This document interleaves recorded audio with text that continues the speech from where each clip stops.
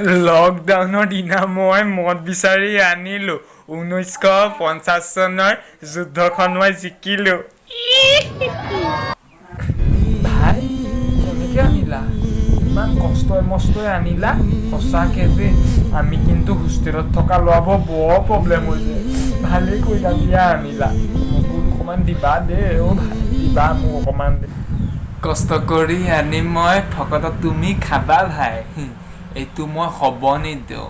থাকোঁ মই হোষ্টেলত, মা দেউতাই পঠাই পইচা ঘৰৰ পৰা মোলৈ। সেই পইচাই খাওঁ মই বটল আনি মদ, গম পালা? এইটো বহুত কষ্টৰে আনিছোঁ। এইটো আনোতে মোৰ পকৰ একদম লাল হৈ গৈছিলে, সেইকাৰণে ন এইটো মই কাকো নিদিওঁ। এইটো অকলে বহি লৈ এতিয়া বন্ধু আধা দাম মই দি দিম, তুমি মোক অকণমান দিবা খাবলৈ। আধা দামতো মই তোমাক দি দিম, সঁচা দিম। আধা পইচা দিবা? দুগুণ পইচা লাগিব, দুগুণ। ইয়াৰ দাম যিটো তাৰ ওপৰেঞ্চি দুগুণৰ পইচা দিব লাগিব, তেতিয়াহে মই ইয়াৰ আধাটো তোমাৰ লগত শ্বেয়াৰ কৰিম, গম পালা? মদ খাবলৈ নাপায় মই মৰিব লাগিব এতিয়া।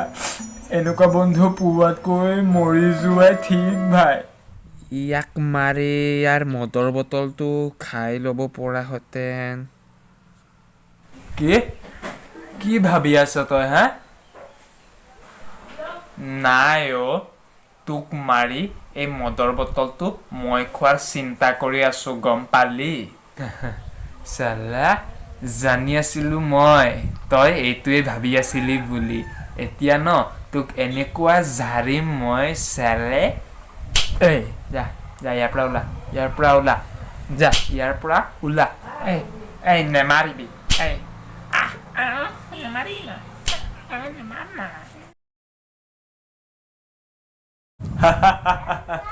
এইটো খেদি এতিয়া মই অকলে ঝাৰিম, কিমান যে মজা লাগিব জানা জানো তুমি?